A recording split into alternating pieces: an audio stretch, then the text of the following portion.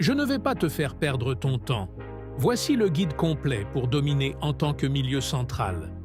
Je sais que certains d'entre vous disent « Je ne suis pas milieu ». Ne vous inquiétez pas, cela peut aussi vous aider en tant que défenseur, ailier ou attaquant.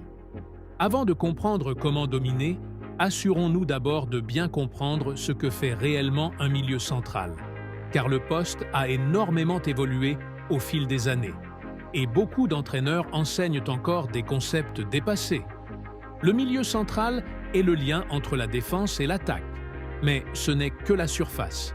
C'est le joueur qui touche le plus de ballons, responsable de la progression du jeu, de la protection de sa défense, de la création d'espace pour ses coéquipiers et parfois même de la finition des attaques. Pensez aux meilleurs milieux du monde aujourd'hui, Pedri, Bellingham, etc. Ils sont très différents, avec des qualités distinctes, mais ils partagent tous certains fondamentaux. Une conscience spatiale impeccable, la capacité à prendre des décisions avant de recevoir le ballon, un corps orienté efficacement pour jouer, le contrôle du tempo du match. Ils développent ces qualités grâce à une compréhension profonde du jeu et à un entraînement adapté. C'est exactement ce que nous allons décortiquer aujourd'hui. Mais avant, n'oublie pas de t'abonner, mettre un j'aime à la vidéo, rejoins notre communauté privée et surtout de regarder les liens en description pour télécharger tous mes e-books qui vont t'aider à progresser en profondeur. Tous les liens sont dans la description de cette vidéo. Les 3 piliers de la maîtrise au milieu de terrain. 1. La conscience spatiale. C'est ta capacité à comprendre la géographie du terrain en permanence. Où sont les espaces? Où sont les défenseurs? Où tes coéquipiers pourraient se déplacer ensuite? Les milieux de classe mondiale scannent constamment le terrain, 3 à 4 fois avant de recevoir un ballon. Une étude a montré que Sergio Busquets scannait son environnement jusqu'à 8 fois dans les 10 secondes précédant une réception. Toi, tu le fais peut-être 1 ou 2 fois seulement.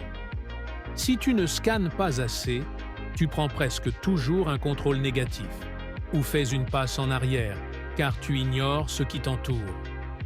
Comment entraîner ça? En petit match, force-toi à jeter un coup d'œil par-dessus ton épaule au moins 3 fois avant chaque réception. En rondo, même principe, mais rends-le encore plus exigeant. En solo, utilise un mur et une appli comme Switch On. Place des couleurs derrière toi. Avant que le ballon ne revienne, tourne la tête pour reconnaître la couleur. Le but est d'automatiser l'habitude. 2. L'orientation du corps. C'est ici que l'on distingue les amateurs des pros.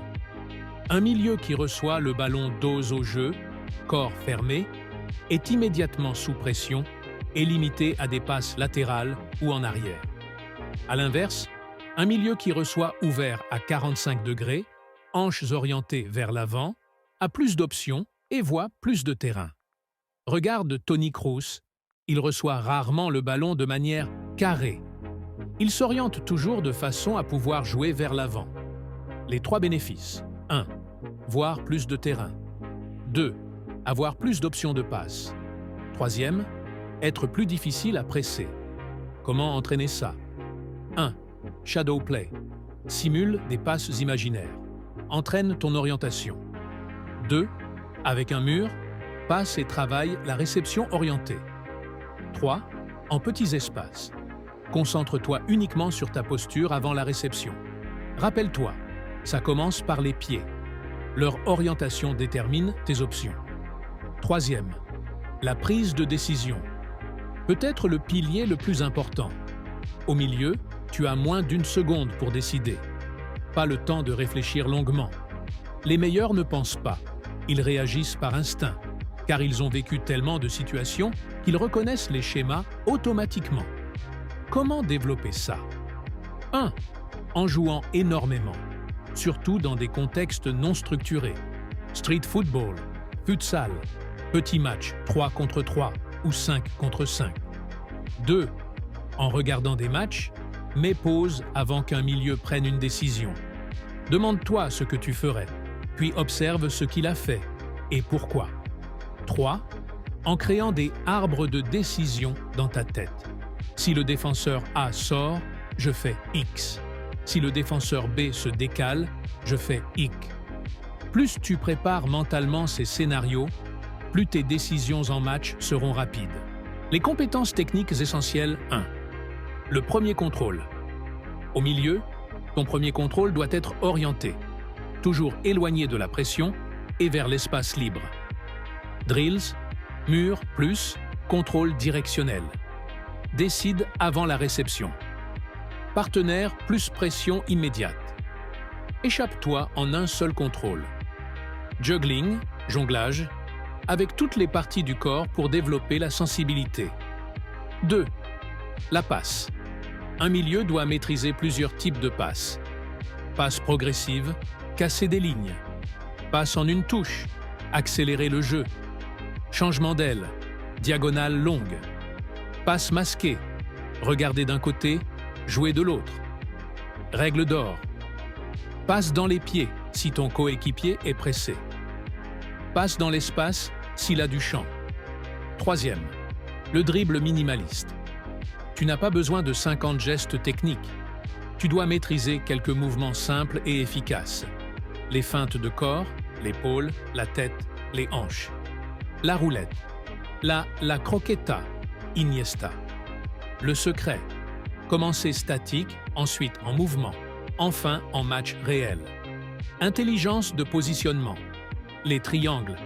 Un milieu doit toujours être dans au moins un triangle de passe. Les demi-espaces, zone dangereuse entre l'axe et les ailes. Idéal pour créer, voir le jeu ou se projeter. Le ghosting, disparaître du radar des adversaires en choisissant les bons moments pour surgir. Défense pour les milieux. Un bon milieu, c'est aussi défendre. Principe clé, l'ombre de couverture, cover shadow, presser tout en bloquant une ligne de passe dangereuse. Si tu es encore là, bravo. Tu es déjà en avance sur 99% des autres joueurs. Tu es sérieux dans ta progression et ça te donne déjà un avantage. Écris en commentaire « Réussir » pour montrer ta détermination. Merci d'avoir regardé la vidéo. N'oublie pas de regarder tous les e-books que j'ai créés. Désormais, la balle est dans ton camp. Rejoins mes différents réseaux et abonne-toi à plus.